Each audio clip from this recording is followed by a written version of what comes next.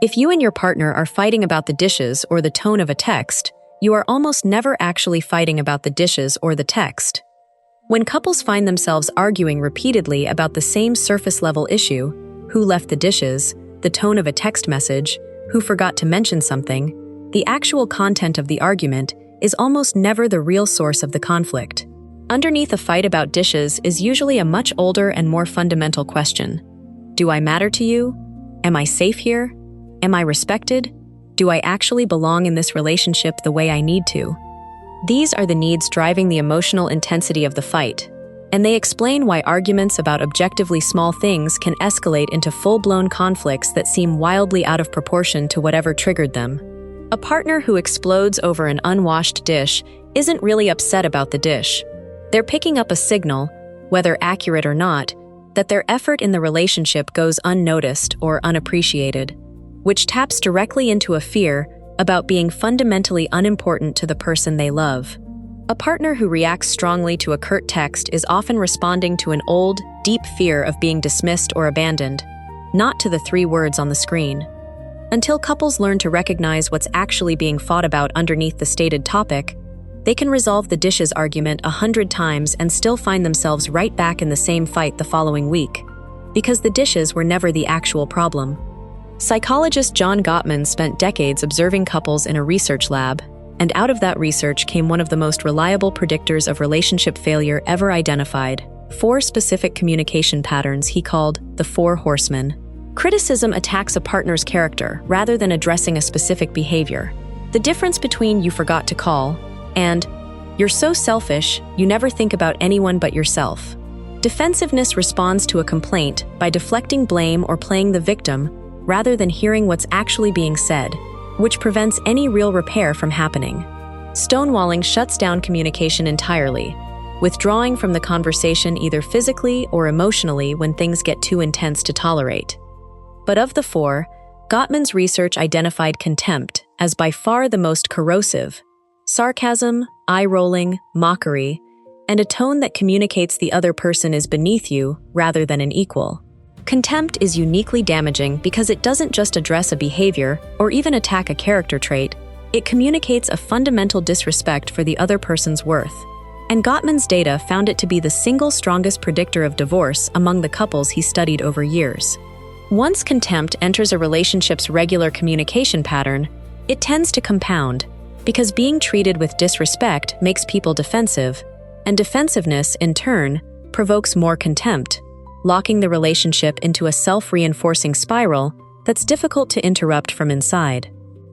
The way people communicate during conflict as adults is rarely something they consciously chose. It's largely inherited, drawn from attachment templates and family dynamics, absorbed long before they had any capacity to evaluate whether those patterns actually worked.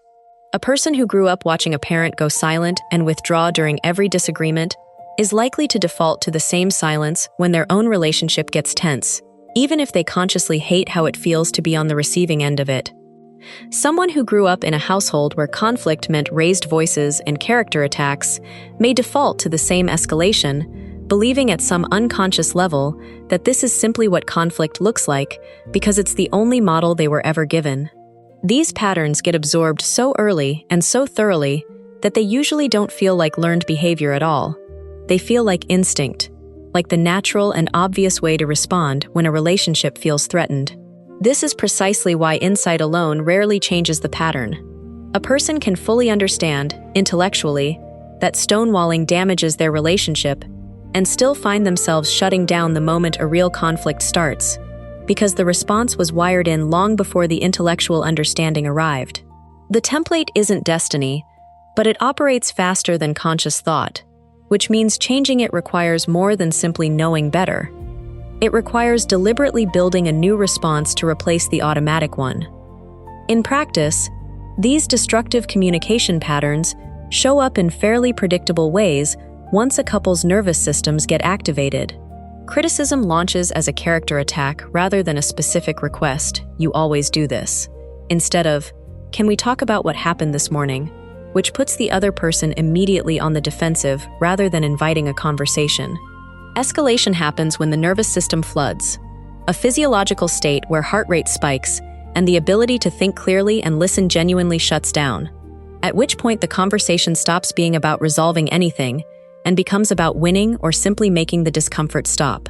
Withdrawal shows up as pulling away emotionally the moment things get uncomfortable, going quiet, changing the subject, physically leaving the room, which can feel to the withdrawing partner like self-protection, but registers to the other partner as abandonment in the middle of something important.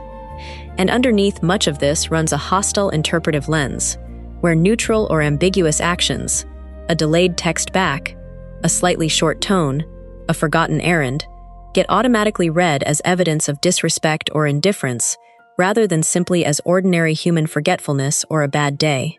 Once a couple has fallen into this lens, nearly everything the other person does gets filtered through suspicion, and even genuinely well-intentioned actions can get reinterpreted as further proof of the very problem the couple is fighting about. When conflict in a relationship goes unresolved for long enough, something more serious than lingering irritation starts to happen. The relationship itself begins to register as a source of threat rather than safety. The nervous system doesn't distinguish neatly between physical danger and relational danger. A partner who has learned, through repeated painful exchanges, that conflict in this relationship means being criticized, dismissed, or shut out, will start approaching even minor disagreements in a state of low-grade physiological alarm, bracing before the conversation has even really started. That state makes everything harder. It's difficult to be vulnerable, curious, or emotionally available towards someone your body has learned to treat as a potential threat, so intimacy quietly declines, not because the love has disappeared, but because the safety required for real closeness has eroded. Genuine connection requires a baseline sense that it's safe to be fully seen by the other person, and chronic unresolved conflict systematically dismantles exactly that sense of safety, one unresolved fight at a time. Ironically, this also makes future conflicts harder to resolve, since a nervous system already primed for threat is far more likely to escalate quickly, defend rather than listen, or withdraw rather than engage, meaning that the accumulation of unresolved conflict doesn't just damage the relationship's emotional climate, it actively degrades the couple's capacity to work through whatever comes next.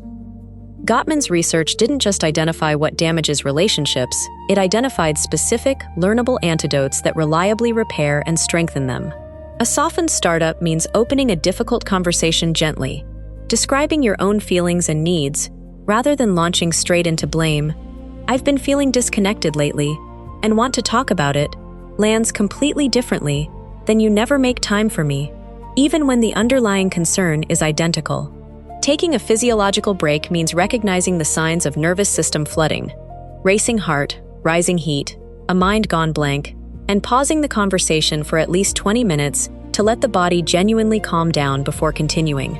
Because no productive conversation is possible while either partner is physiologically flooded.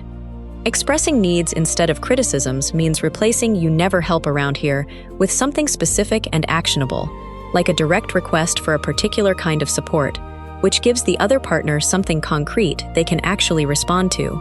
And repair attempts, any small gesture that de-escalates tension, whether it's a joke, an apology, a moment of physical affection, or simply naming that the conversation has gotten too heated, are one of the strongest predictors Gottman found of relationships that last, precisely because the ability to interrupt an escalating conflict matters more than the ability to avoid conflict altogether. The goal of a relationship conversation is not to win. It is to understand and be understood. Seen at this level of detail, the behavior feels less like a flaw and more like a system that can be understood.